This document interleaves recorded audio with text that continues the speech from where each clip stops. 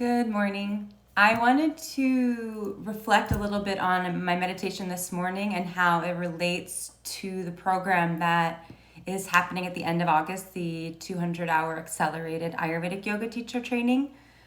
I was reflecting because as I was doing my japa and repeating my mantra, I was just going in and out sometimes and saying the mantra, and then I was like, wow, I'm actually here right now. And I could be saying it with more, I could be meaning what I'm saying because I'm already here. And I think this happens on our yoga mats also. And this is why it's important when the yoga teachers who are instructing are creating an invitation and a repeated memory to continue to reflect on what we're doing as we're doing it. Because asana can be very easily just a physical activity, another thing we do on the checklist to get it done. And then it becomes what I often talk about in these trainings, like a symbolic action. So by saying we did yoga, it's as if we actually did yoga, but we did not. We utilize the characteristics that can create the opportunity for yoga to occur, but we actually didn't blend them together. We didn't do the yoga part, the huge part, the uniting part. That is the thing that has to be done over and over again. And this is what Sri Patanjali talks about in the Yoga Sutras, which is that the practice itself needs to be done over and over and over again, because the sutra, the threading of opposite qualities to find the ways that they blend, have to be done over and over and over again. And that process over time creates this overarching experience of oneness. But we actually have to be present. And present now has also become kind of like a keyword or like a pop word to just like mean presence, but we actually have to do it. And so the reason that I really appreciate utilizing and choose to utilize Ayurveda as a way in to the context of the depths that is yoga, which is its own darshan, its own philosophy, and its own science, that is really not united with Ayurveda, but there are moments where they kind of cross, like the way DNA crosses, for example. So, and we're looking for those moments where they come together to allow them to reveal the nuances in each other. So Ayurveda has us look at the unique, innate particles of any substance. These are guna. So this is like hot, cold, fast, slow.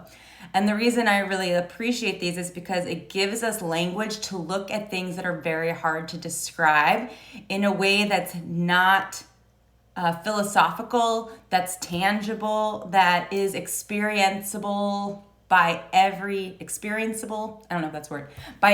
single body in any language at any time. You can always translate these gunas into whatever language also, and it still means the same thing. And it's not exclusive because we all know what is hot and we all know what is cold. And depending on our own experiences in our bodies, we'll have a different understanding of the nuances of those words, but essentially we know what they mean, and we can filter them through the centrality of our experience so that it creates a balanced opportunity. Whereas when we're in a group yoga class and the language is more about the physical body, the exact alignment according to Western anatomy, it doesn't really create an opportunity as well for the blending of qualities or for the ability to pay attention without there being an exact right and wrong, because everybody is different. So everyone's sense of physical center, emotional center, breath center is going to be a little bit different. And so what happens with Western mechanics is that there is a fixed neutral, and then we're trying to move ourselves toward that fixed neutral, which may or may not work for everybody at any time. But when we utilize Ayurveda, we can understand the essential neutral that is based around the person who is practicing and their gunas, and then we guide from there. So this is why it's inevitably more inclusive to all levels of experience. Also, in terms of physical anatomy, it's an external process. So if we're relatively comfortable in a posture or on the mat, we know we have relative proprioception developed. The right arm lifts and it actually lifts. That was my left arm, so I guess I need to work on it. Then if we keep directing our attention to the Annamaya Kosha, to the physical plane, we are going to prevent ourselves from going deeper, and it's going to end up moving us toward a perfectionism of the physical body, because there is always a desire to create something that has more structure. So that's one way we could go, but instead, yoga is wanting us to go into the layers, into the koshas. And so when we use the gunas, we are finding more subtle characteristics of the physical body than muscles and bones and rotation of joints. We are concerned with the qualities of the physical body, which immediately connects us to prana. So that immediately connects us to the pranamaya kosha and the breath, because how qualities move is how prana moves, because prana is the thing that moves everything. So this is the essence of the 200-hour accelerated Ayurvedic yoga training. And the teachers who graduate this program understand how to guide all people in a nuanced way, so that you can teach from a place that might be therapeutic. You could teach from a place that's like vinyasa yoga, from like in a group class center. You can teach a beginner's yoga because you can teach a restorative yoga because you understand the qualities innate to the needs of each of those paradigms, and you can stay connected to a central through line. And the teachers who graduate this program also in their own practice know how to interpret the instructions from a group class so that they can continue to practice with the group, but according to their own particular needs. So this training gives people the vocabulary to digest information that's being presented in a general way and make it specific. And then as teachers, they can present information in a way that is both general and specific, so that it allows the practitioners who are following the instructions to chew on the information and to consider what is happening and then make active decisions on the mat. They're small decisions in some ways, like, do I put my hand here?